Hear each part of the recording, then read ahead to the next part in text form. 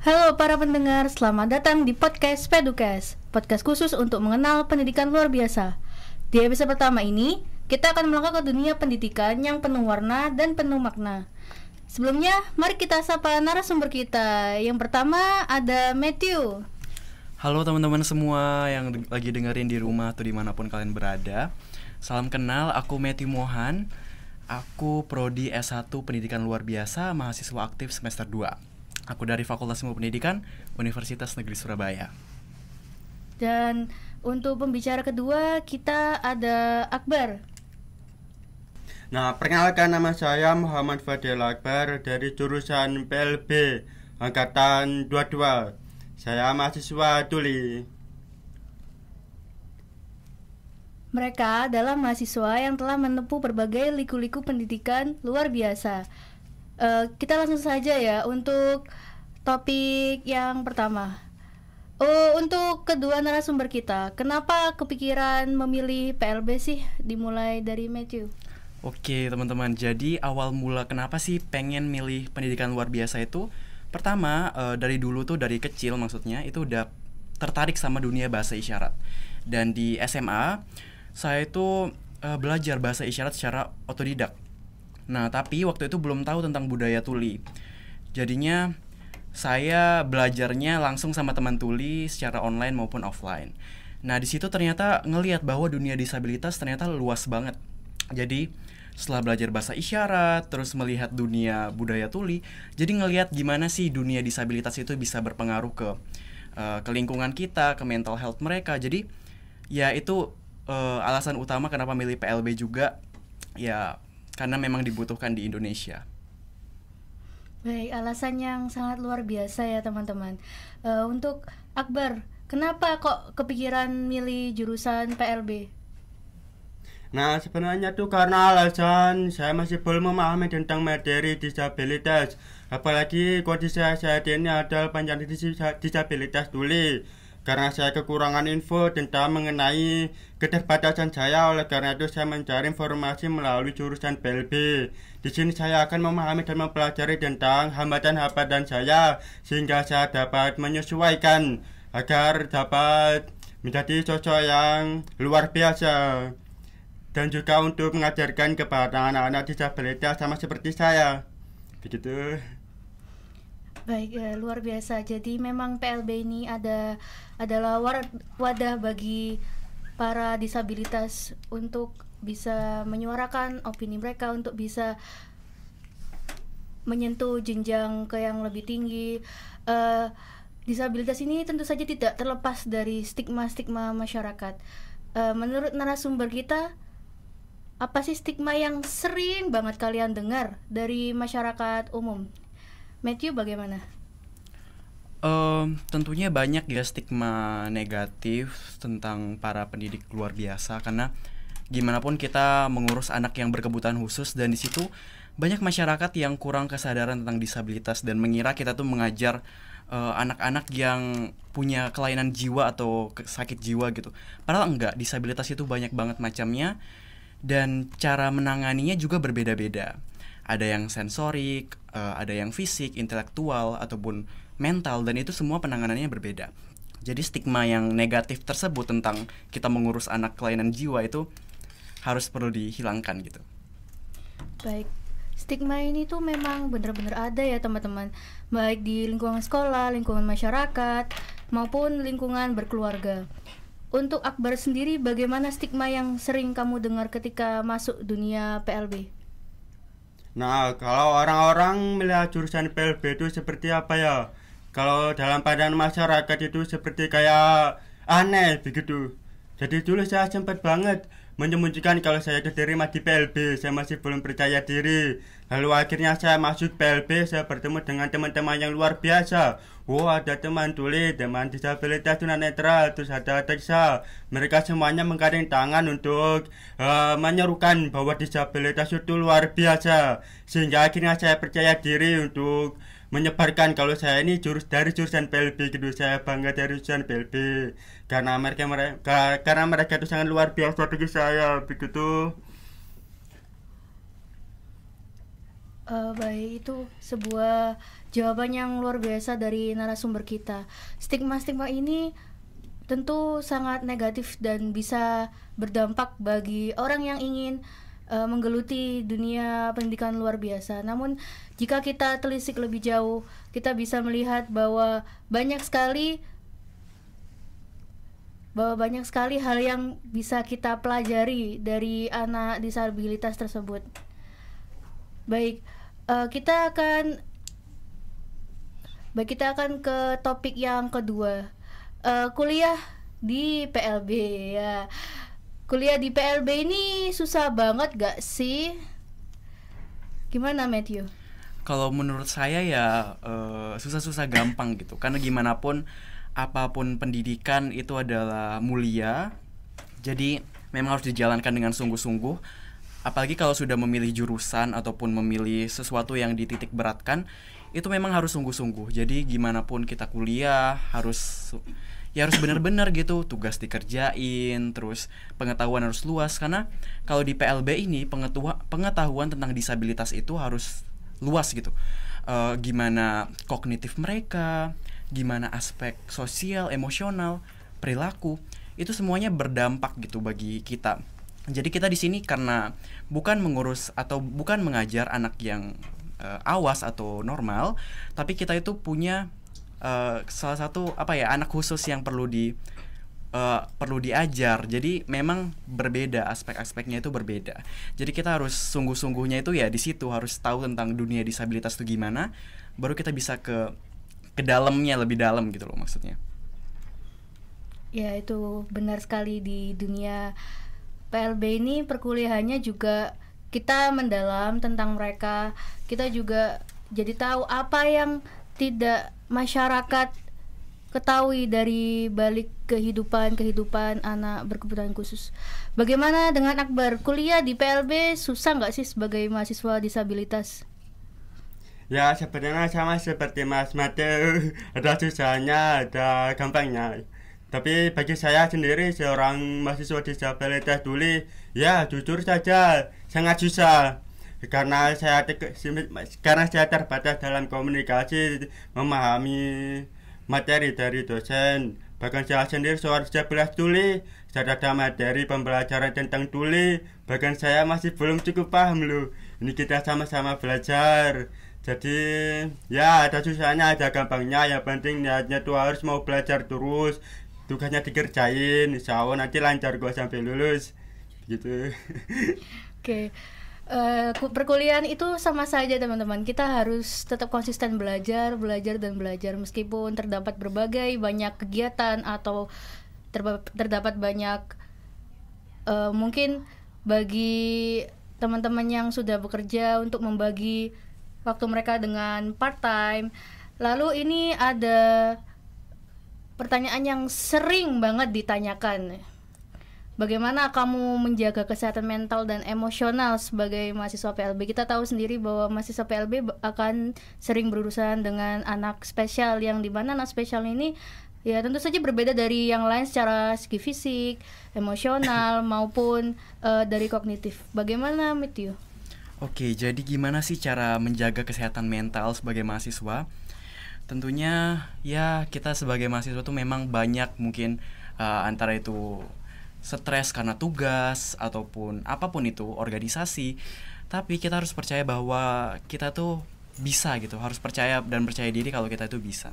Jadi biasa cara saya menjaga kesehatan mental itu dengan cara komunikasi sama teman-teman di kelas, sama orang tua, ataupun sama siapapun yang bisa diajak bicara yang kamu percayai. Itu memang bisa menjaga banget, karena kalau kita pendem sesuatu yang berat, misalnya lagi stres nih kuliah, lagi stres ngerjain tugas, ya ungkapkan aja ke teman ataupun ke siapapun itu pasti bisa melegakan. Dan tentunya kita belajar tentang anak disabilitas yang secara kognitif, secara perilakunya berbeda.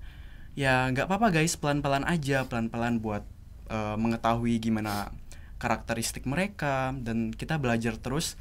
Dengan begitu kan pengetahuan kita semakin luas, jadi kita juga jadi terbiasa buat tahu tentang disabilitas, dan ngerjain tugasnya pasti bakal lebih enjoy gitu.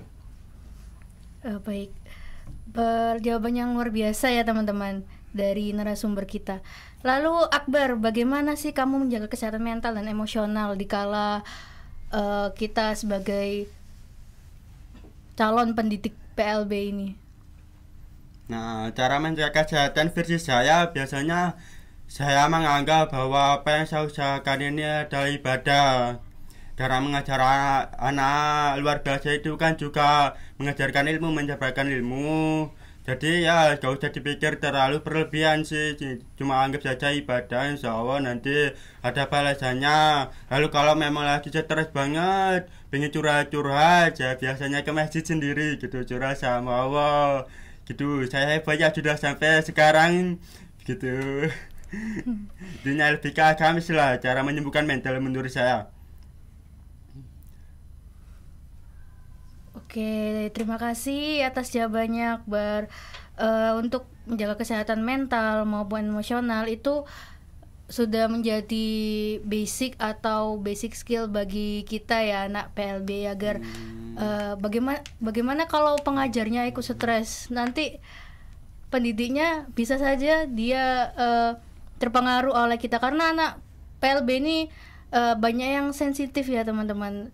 Dalam misal jika kita menunjuk ekspresi yang sedikit berubah, maka anak disabilitas itu bisa saja notice atau bisa saja mereka ikut terpengaruh, dan itu bisa mengubah pemikiran mereka tentang kita gitu. Jadi untuk manajemen emosional itu sangat wajib untuk dimiliki bagi calon pendidik luar biasa.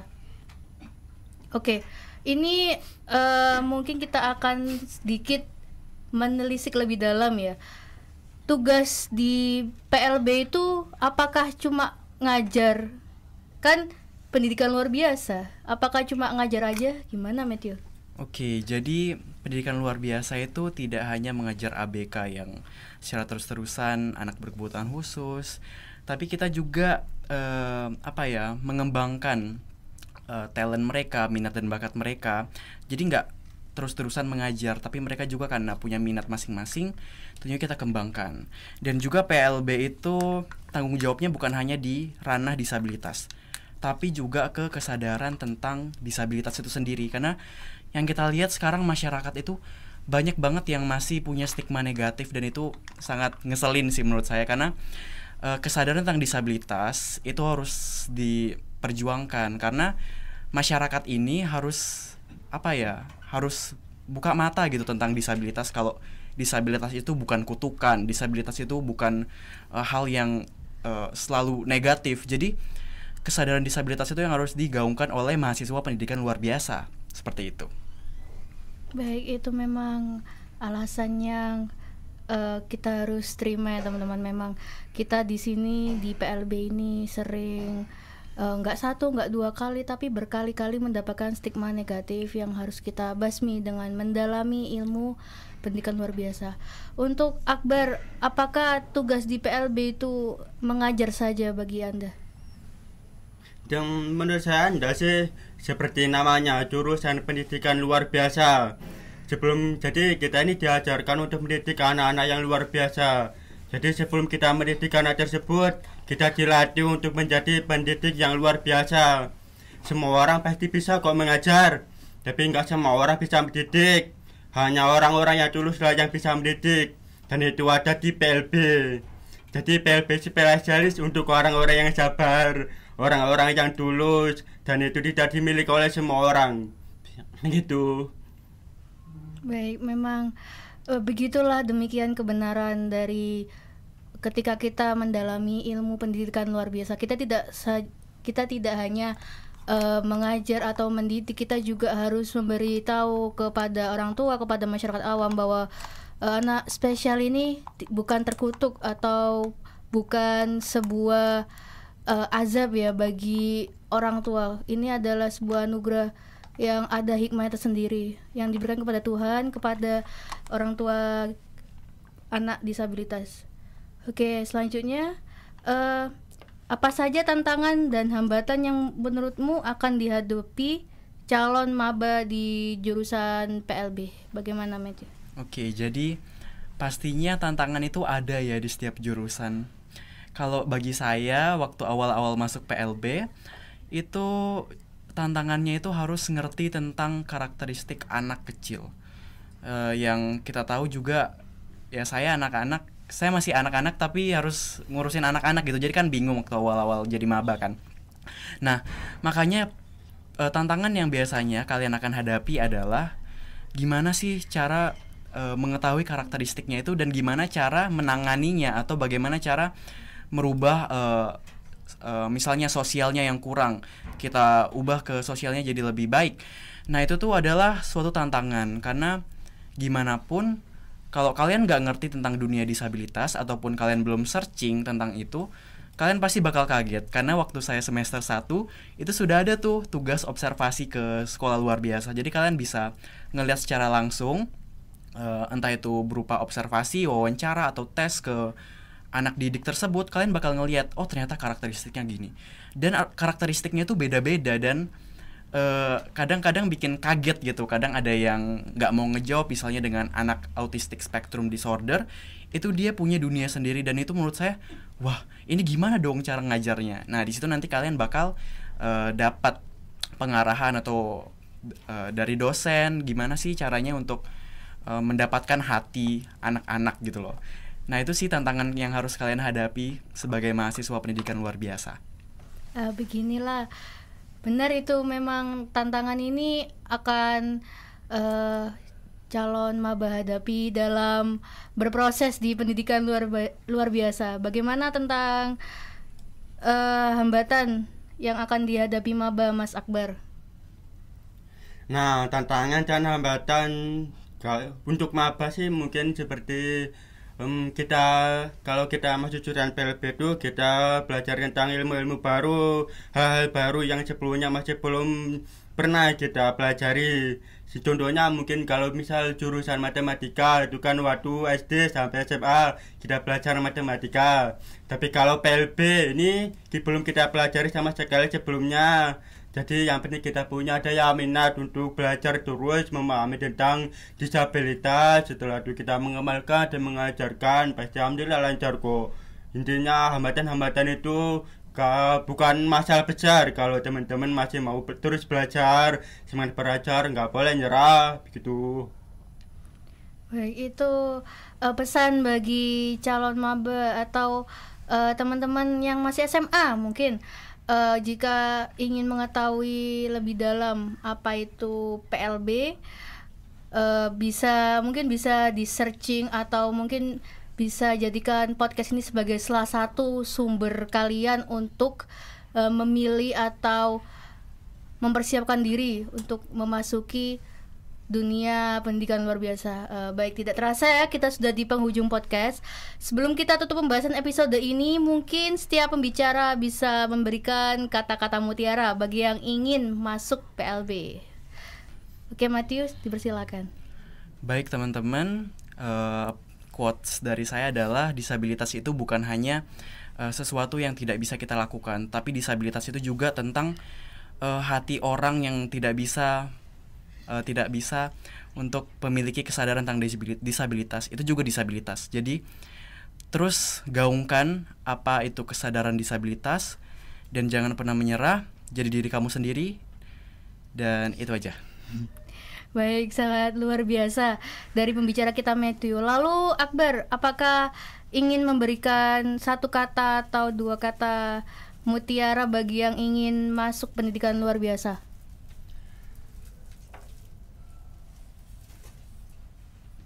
Oke. Bagi saya, bagi calon maba PLB, mungkin saya mau menyadarkan dalam pandangan untuk disabilitas.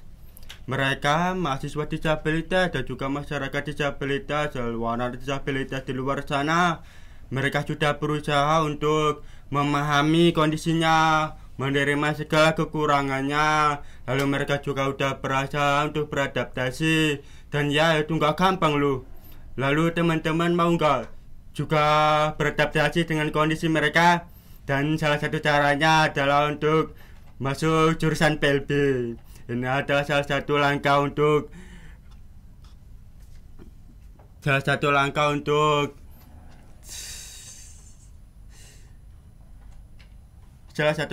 membantu mereka untuk beradaptasi dengan hambatannya tersebut dan menyadarkan masyarakat di luar sana bahwa disabilitas itu luar biasa. Mereka mampu menembus batasannya. Begitu. Nah, baik, luar biasa sekali untuk dua narasumber kita ini. Jadi bagaimana teman-teman? Apakah kalian tertarik dengan dunia pendidikan luar biasa? Kami harap podcast episode ini telah memberikan kalian informasi dan inspirasi tentang pendidikan luar biasa yang penuh makna dan penuh hal yang spesial. Baik, sampai jumpa di episode berikutnya.